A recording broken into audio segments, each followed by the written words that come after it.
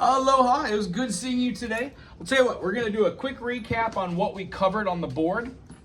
I'm gonna use a dark color so you can see it.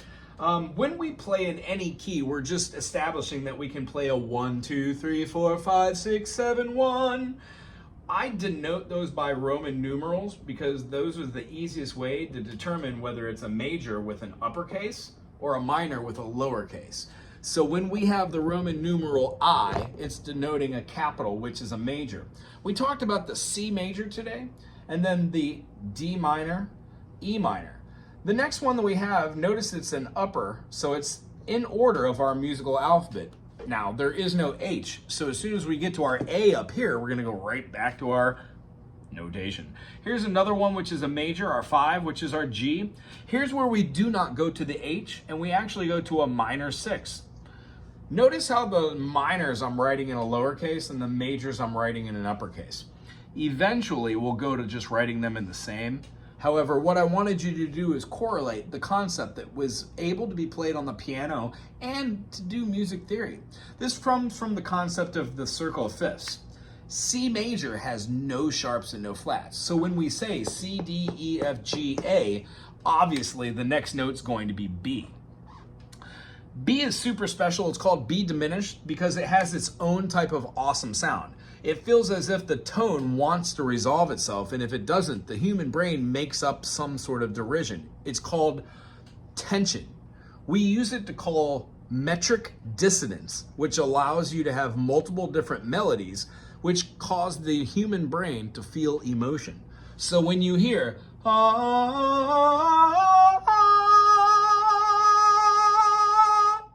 you want it to resolve itself to the 8, which is also the same as the 1. I just don't like to draw the 8 because I think it becomes confusing. What we do is we talk about scales. Scales are 7 notes. They're called the solfege by some, and they're just called the Ionian mode by others. But they refer to do, re, mi, fa, sol, la, ti, do. Do and do are the same. And because we know how to do this now, we can make up a major, which consists of 1, 3, 5, C, E, G. That is C major. D minor, D, F, A, E, G, B, F, A, C, G, B, D, A, C, E, and then B, D, and F. That is every spelling for every single chord on the ukulele. Meaning, when we play our fingers on this chord, we're playing the G string, the C string, the E string, and then when we remove the A note from being open, we pass an A sharp and a B flat, a B natural, and place a finger on the third to make a C note, which is the same as our C string. That's called an octave. So when we play that, it gives our 3 notes, C, E, and G, as a major 1, the tonality of 4 strings. The second chord you learned was the D minor, which is easy attained by playing the F major, which was the second chord you learned, by utilizing the middle finger and then the ring finger, both on the 2nd fret. Some pro players play just one of these fingers on both notes, which also works. Am I on left-handed? No. Guess I'm not a pro player, am I? So when we take our fingers and we move it to our secondary fingering, which I call teeter-totters, we get used to playing the same chord with different fingerings. So what you can do is then effectively move that same shape up the fretboard, sharpening the notes. When you go up in tonality, you're raising sharply. When you fall flatly, you're going down in tonality.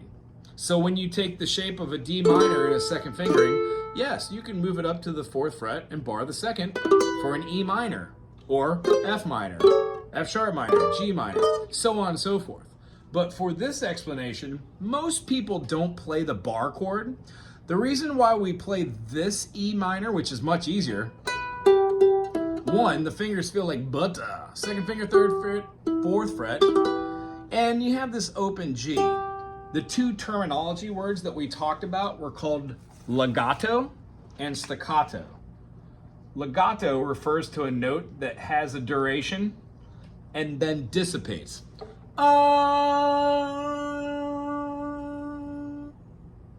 Would be an example of legato. Staccato takes that same note and stops it.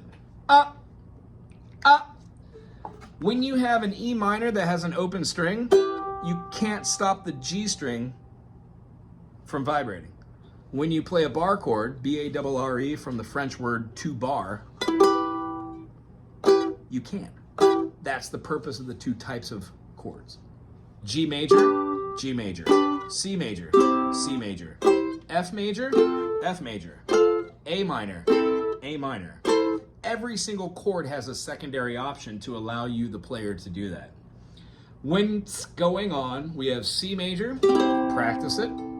D minor, derived by playing an F major shape and putting down the finger on the D note. The E minor, whichever E minor you want to play, it's up to you. Then our major fourth, the F major. Remember not to confuse the F major with A major. A major is not in the key of C, which is why we start with this. F major, G major, play it as your triangle, and that will lead to our final explanation here today.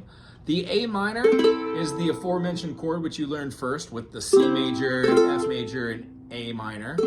It's a one note. However, as I explained with most chords, it feels good to play the secondary finger, the middle finger, the medio on the second fret. Because when you use the I finger, the interior, the medio is right next to there to do some pretty cool stuff. The ring finger or the A finger, the endellum, doesn't definitely need to be used, but sometimes the P finger, and you're gonna love this, cuchilla. We're using our little pinky, cuchillo, yeah? When we use this finger, it actually acts as the last one in our function of our spider exercise. The reason why I show you how to do this to build muscle memory is so the fingers stop doing this and they build strength. When you play these every day for 5 minutes,